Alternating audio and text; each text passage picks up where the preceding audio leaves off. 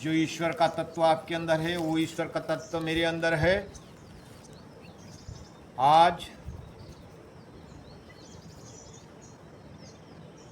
ध्यान और मंत्र साधना से आप माँ नर्मदा, साक्षात माँ नर्मदा का दर्शन आप कर सकते हैं। उसी के विषय में मन में माँ नर्मदा का प्रेरणा हुआ, जो मैं आपके सामने रख रहा हूँ।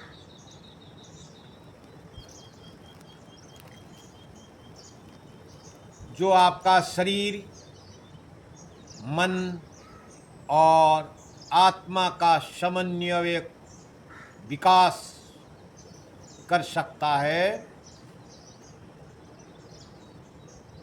आप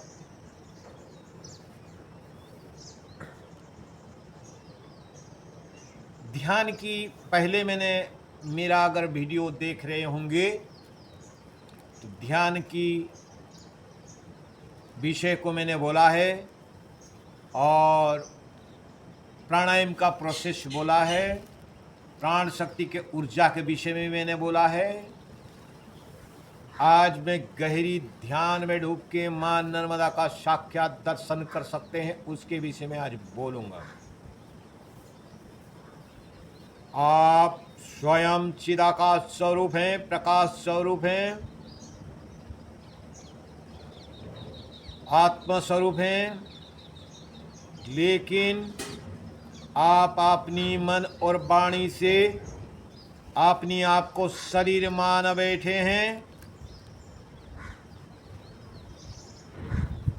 जिसके कारण आपको ये जो सृष्टि, जो जगत, जो हरियाली, जो आडंबर दिख रहा है, ये सारे आपको सत्य भाषित हो रहा है। लेकिन आपके सिवाय ये जगत में कुछ है ही नहीं। सारे ब्रह्म स्वरूप ही है, सब एकत्व भाव में ही हैं। जब आप इसी चीज को बारंबार अभ्यास करेंगे तो आपकी साधना परिपूरक होगी। आप जब भी हर मिनट में, 1 मिनट में आप 12 से 15 श्वास लेते हैं, ये चीज आप कैलकुलेशन करके भी देख लेना। फलतः शास्त्र के हिसाब और हमने कैलकुलेशन लगाया, उसी के हिसाब से 21,600 श्वास पर डे आप लेते हैं। शायद जैसे हम नर्मदा परिक्रमा के लिए निकले तो अपनी बजट तैयार किया कि हमने बैग खरीदने में इतने जाएगा, सामान खरीदने में इतने जाएगा, संकल्प में इतने जाएगा, अपनी जहाज जाएंगे, नौका में पार करेंगे तो इतनी खर्च होगा, एस्टिमेट बना के हमने इतने बजट अपने जेब में रखा। लेकिन जो परमात्मा हमको फ्री में दिया है, जो श्वास हम पर डे ले रहे हैं, जिसको सत्कर्म के लिए उपयोग के लिए दिया है, परमात्मा कहता है कि तुम पृथ्वी लोक में जाके मेरा जो सृष्टि बनाया उस सृष्टि में सहभागी बनना।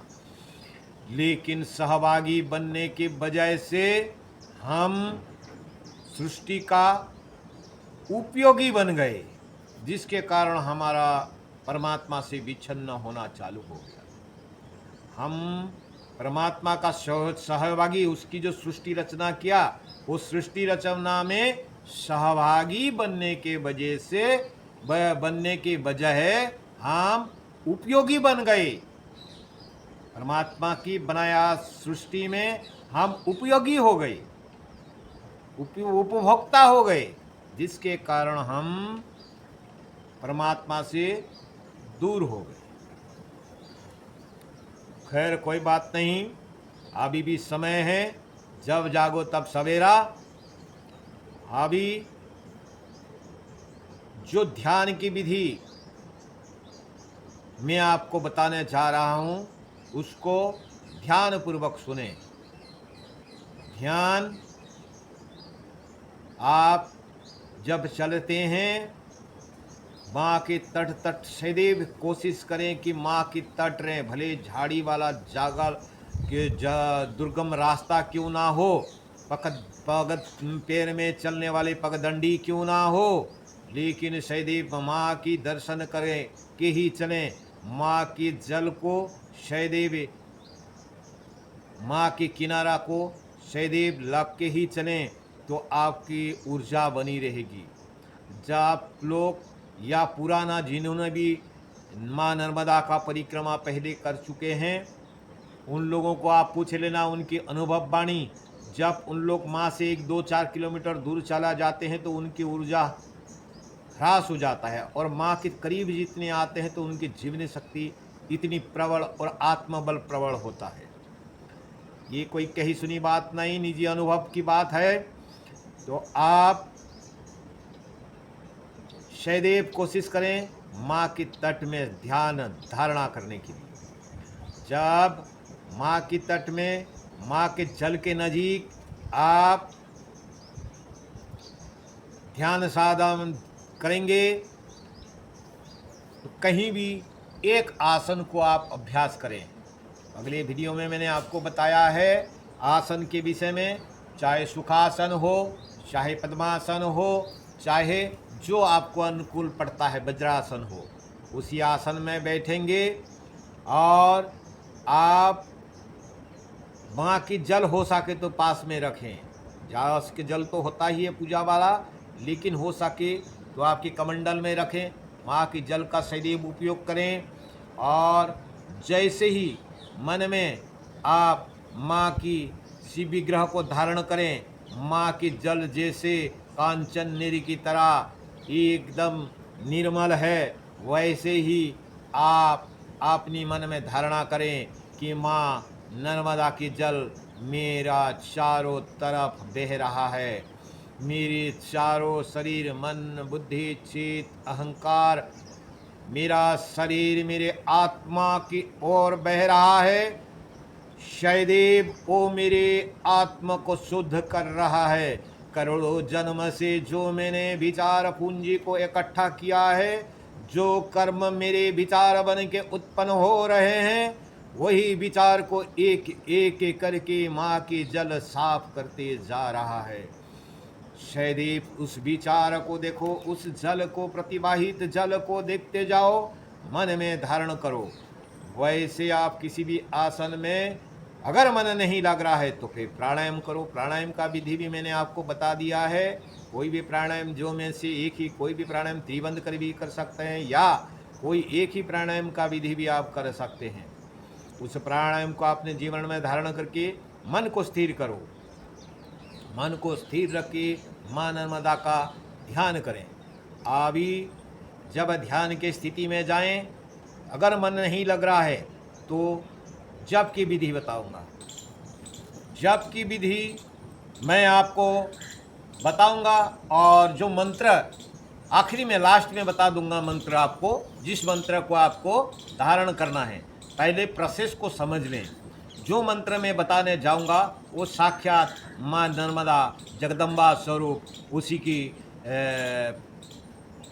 जल्दी से प्रसन्न होने वाला मंत्र है, जो मैं आपको बताऊंगा वो लास्ट में बता दूंगा। लेकिन मंत्र को आप कैसे करेंगे? ध्यान और मंत्र दोनों का कॉम्बिनेशन करना है, दोनों का मिश्रित करना है। जब आप, मैंने आपको थोड़ी देर पहले बताया माँ के ध्यान, तो अभी मंत्र का ध्यान बनना है, मंत्र का दृष्टा बनना है। आप कुछ किलोमीटर चलेंगे, जब मैंने आपको पहले वीडियो में बताया था कि आप कितने किलोमीटर चलते हैं तो मंत्र का आप जाप करते चले, वैसे ही जब मंत्र का आप दृष्टा बनेंगे। मानो मैं एक उदाहरण बोलूं कि ओम नर्मदाय नमः, ओम नर्मदाय नमः। देखो, ओम नर्मदाय नमः मंत्र का दृष्टा बनना है। किसमें? जब ध्यान करोगे, ध्यान में आप बैठ गए तो अंदर अंदर से आपको अंदर से जप करना है। अंदर से जप करके ओम माँ नर्मदाय नमः, इस चीज़ का स्मरण करना है। ओम का देखो, ओम को देखो, माँ नर्मदा का स्वरूप को देखो, नमः यानी कि हाथ जोड़ने का जो आकृति है उसको देखो। इस भाव से आप मंत्र का जाप और ध्यान, मित्रों ये कुछ नहीं, आपको शुरू में 6-7 दिन तक थोड़ा आपको तकलीफ होगा। जब इसकी आपके पास समय है, आपके पास 150-200 दिन है आपके पास में, लेकिन 6-7 दिन के अभ्यास के बाद एक रूटीन लाइफ हो जाएगा आपका। आपकी अनुकूल परिस्थिति मिल रहा है जो इस चीज़ का उपयोग करके आप बहुत ये जो ब्रह्मांडीय ऊर्जा को आप प्राप्त कर सकते हैं, जिसका मैं कल्पना नहीं कर सकता हूँ, ना कोई आज तक कल्पना किया है। बड़े बड़े संतों की बात करो, इतिहास को देखो, खाली ये कलयुग की बात नहीं कर रहा हूँ, और आगे भी जितने युग में कई सारे घटना घटे हैं, लेकिन प्रत्येक घटना में ये जो ब्रह्मांडीय ऊर्जा, ये जो माँ की पराकाष्ठा जो शक्ति है, जो ऊर्जा को धारण करने वाले, तो वो अनुकूल परिस्थिति आपको बना रहा है माँ नर्मदा की परिक्रमा में। तो ध्यान होगा, आपकी मंत्र सिद्धि होगा। ये दोनों, ध्यान और मंत्र सिद्धि, नर्मदा परिक्रमा में ध्यान और मंत्र सिद्धि होगा। तो मंत्र भी मैं आपको बता रहा हूँ, ध्यान की जो प्रोसेस बाकी है, ध्यान जब आप मंत्र की हो गई, अगर मन नहीं लग रहा है तो दूसरी एक प्रोसेस बता देता हूँ मैं आपको कि मन नहीं लग रहा है, चुपचाप बैठ गए, ओम, जो भी आपके ओम करें, हरिओम करें, या विठल विठल करें, या कोई भी कीर्तन जैसे आप करें ध्यान में, और अपनी इंद्रिय निग्रह करें। मन की काम क्या कर रहा है, मन शैदीप चंचल हो रहा है, मेरे कान क्या कर रहा है, मेरा कान सुन रहा है, मेरे नाक सूंघ रहा है, मेरे जीभ स्वाद ले रहा है, उसको ध्यान से देखो, दृष्टाभाव से, और उसी की ध्यान करते करते उस चीज़ को देखो कि मुझे जो जीभ स्वाद दिया कितने समय तक दिया। जीभ में देखो, अनुभव कैसे करोगे, अनुभव करने का कारण है, आपने मिर्ची खाया तो तीखा लगता है ना, वो तीखास कितने समय रहता है, 2 मिनट 5 मिनट, पानी पियो फिर से बंद हो जाता है। प्रत्येक विषय का इंद्रियां जो विषय ग्रहण कर रहा है, आकर्षण करके आपको जो फंसा रहा है, मैंने आपको उदाहरण देने का कारण यही है कि स्वाद, आप बड़े बड़े रेस्टोरेंट में जाते हैं, फास्ट फूड खाते हैं, किसके कारण, अच्छे स्वादिष्ट आहार मिले, वो हमारे शरीर के लिए क्या उपयोगी है वो हम नहीं विचार करते, हम विचार करते स्वादिष्ट आहार। किसने आकर्षण किया, आपके मन ने बोला कि नहीं, जीभ के लिए चाहिए स्वादिष्ट आहार।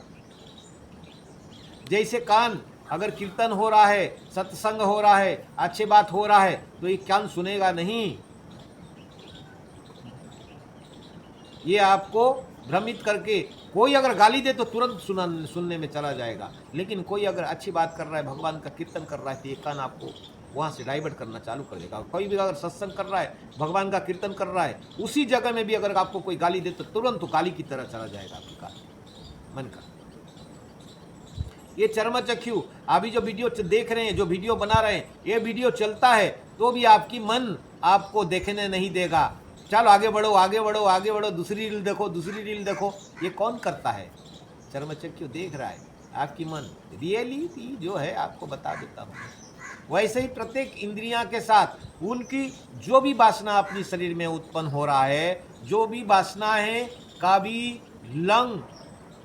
लंबा समय तक टिकता नहीं है, क्षणिक है। प्रत्येक ये वासनाओं में इंद्रिय जनित सुख क्षणिक है, ये बात आपको ध्यान रखना है कि इंद्रिय जनित सुख क्षणिक है, लेकिन उस इंद्रिय जनित सुख को लेने के लिए और आनंद प्राप्त करने के लिए ये सारे ब्रह्मांड में जितना भी जीव है उसमें ही मरे रहे हैं, सुख के लिए मर, लेकिन इंद्रिय जनित सुख कभी सुख देता ही नहीं है।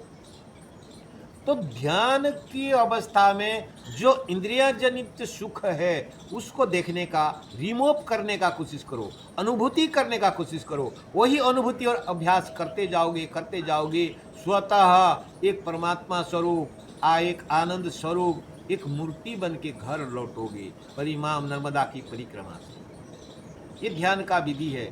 और एक्स्ट्रा कुछ चाहिए होगा तो संपर्क में रहो। डिस्क्रिप्शन में दिया है, खुला है, आपकी सेवा के लिए स्वागत है। अभी मैं आपको मंत्र बताता हूँ, जिस मंत्र को आप सदैव जप करना। ओम नमो नर्मदाय नमः। ओम नमो नर्मदाय नमः। देखो, इस मंत्र को ध्यानपूर्वक आप पहले 10 दिन 10 बार जपें, फिर 15 करें, फिर 20 करें, फिर 25 करें, फिर 108 बार करें, लेकिन सदैव मंत्र का दृष्टा बने। इसमें आपका बेनिफिट होगा। और हर पल पल में कहीं भी अगर कुछ होगा तो नंबर लिख के मेरी सुझाव ले सकते हैं, सहयोग करूंगा मैं। नर्मदे हर।